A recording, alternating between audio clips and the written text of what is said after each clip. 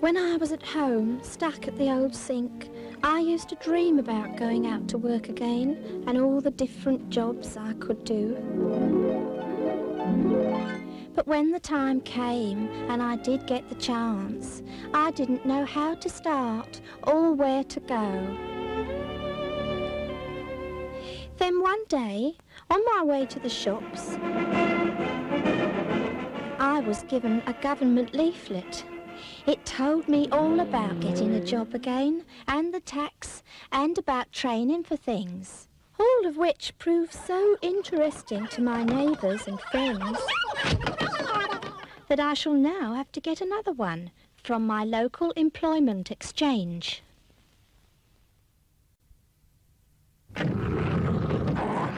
If a man with dangerous animals to feed went about it like this, you would not be surprised at the results. Then why on earth, when it's foggy, do you drive down the motorway like this, straight into situations you can't see? After all, it may not be just your neck. A year or so ago, Mr. and Mrs. Arnold Finney lined their kitchen ceiling with polystyrene tiles. How nice, how safe too, until they added a fine coat of gloss paint. How dangerous. Moral, polystyrene tiles are safe. Gloss paint is safe. But together, they are a very serious fire hazard. When your daughter goes to work for the first time, the excitement she feels with her own money to spend and crowds of new friends. Maybe she won't care what job she does before the gloss wears off. She may get married and have a family. And it's only when she thinks about working again that she'll feel let down, going back to unskilled work. But if she gets help to prepare for a satisfying job now, then later on, she'll have a career to go on with. Make sure your daughter sees her careers teacher at school and the local careers officer.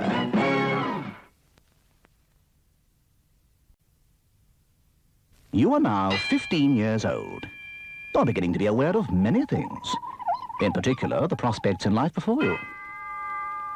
Are you going to leave it all to the hand of chance and just let yourself be landed into the first job that comes along? Don't be soft. Stand up for yourself. Think of what you really want to do and go after it. What's up? Not clear about the way? Do you remember you had a talk from someone about the different kinds of jobs there are? He's the man to look for now. You can be sure of making a start in the right direction with help from your careers teacher and the local careers officer. Seen something interesting, Joe? No, not really, Petunia. Well, you must have spotted something. Well, it's what you might call a rare sea bird. Oh, fancy, how nice. I think I might go for a little swim, Petunia. Not here, Joe. A red notice means it's permanently unsafe and you must never, never bathe from here. Oh. That water looks very inviting, Petunia. You can't bathe from here either. Not now. Can't you see the red flag? It means it's just not safe. But I can swim like a fish. That's no excuse, Joe. As long as the red flag's flying, you must go in the water. Oh. Now you're in luck. Red and yellow flags. That means the area between them is patrolled by lifeguards. Now in you go, Joe. Funny, but I've changed my mind, Petunia. Oh, men.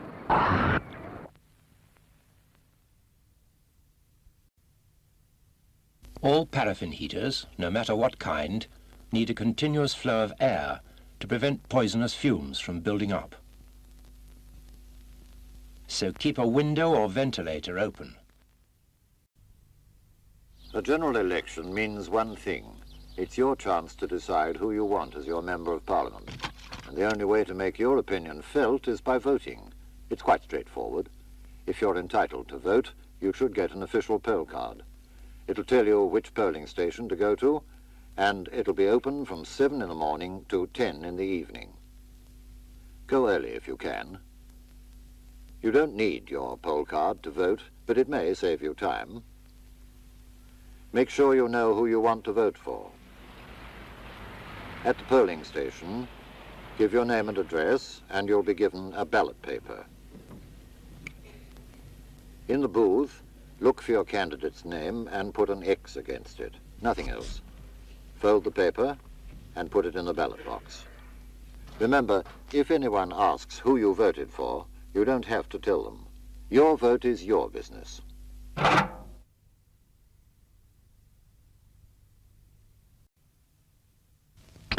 This is a Coastguard station, where a Coastguard keeps watch for craft in difficulties at sea.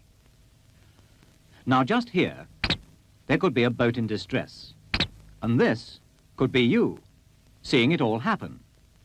So what should you do? Make for the nearest telephone, dial, and ask for the Coastguard. He's at the centre of the rescue organisation, in touch by telephone and radio with lifeboats and helicopters. So remember, for distress at sea, dial 999 and ask for the Coastguard. I am a Coastguard. I guard coasts and yachtsmen like Edwin here.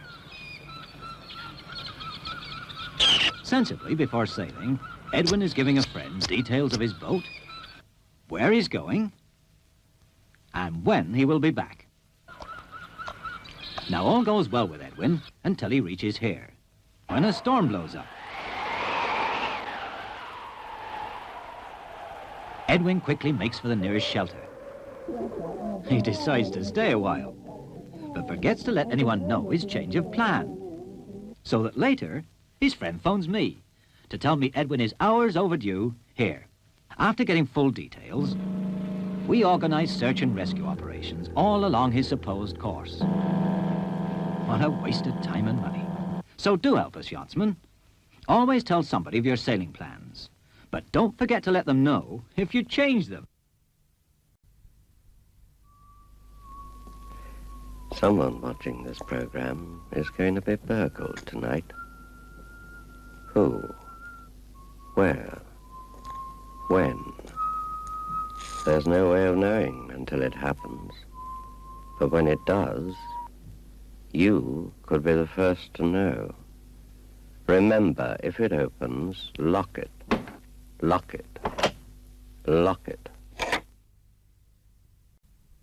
From time to time through history, the greatest need has been for facts. Facts to know where to build new schools, new houses, hospitals, factories, roads. We need facts to help fight sickness and disease. And that is why, on April the 25th, we are asking you to fill in the 1971 census.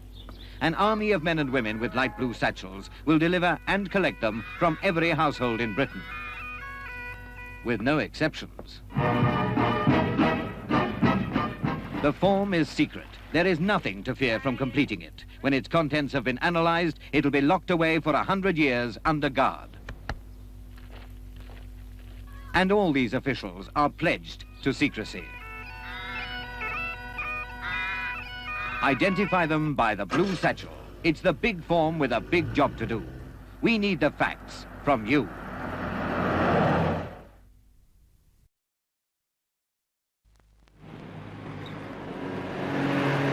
Memo from the chairman of the board. Subject, good manners. Miss Prim, isn't that one of our young representatives? It's Mr. Smythe. He's a really bright young man, eager to get on. So I see. And the other young man? Oh, that's Plumstead, sir. You would know him. He's rather orderly. Older pedestrians need time, especially if they can't hear or see too well, or if they're slow on their feet. Memo to the board, Miss Prim. Recommend Plumstead for promotion and salary increase. Give the elderly time. To you, it's just a worn-out fridge. But to a child, it's a caravan, A ship, a castle, even a bed. And a death trap, airtight and impossible to open from the inside. Don't let an old fridge be a new danger to children. Take off the door, or smash the lock, or better still, ask your local council to take it away or tell you how to dispose of it, before it kills a child.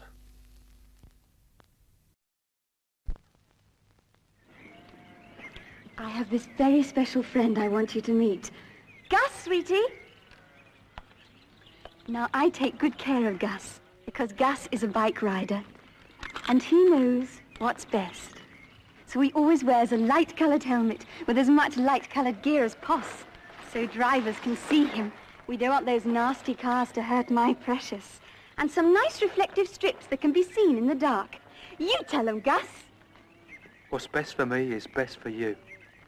Wear bright gear. Ready? Let's go shopping.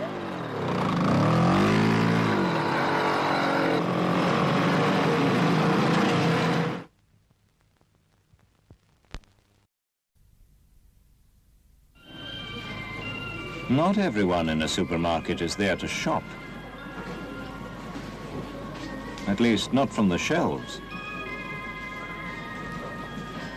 Make sure your purse is out of sight. Don't make it easy for the thief. Watch out for your purse before someone else does.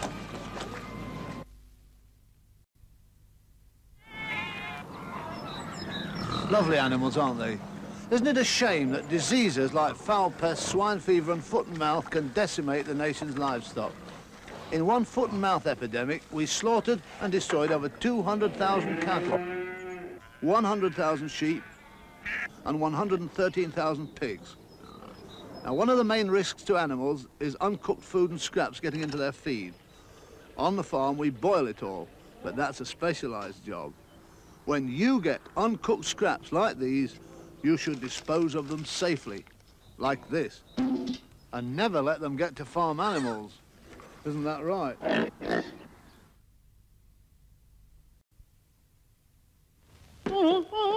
What's up with you? I'm trying to do some grinding. Oh, the guard. Well, all right. You're a bit of a mess. A wheel burst did it. Well, you can still hear with the other one, can't you? Yes, it's safe now. What now? Oh, your hands got pulled in by the wheel, did they? Serves you right. You should have shoved the rest up close to the wheel, like this. A 1/8-inch gap. Here, leave me alone. I want to get on.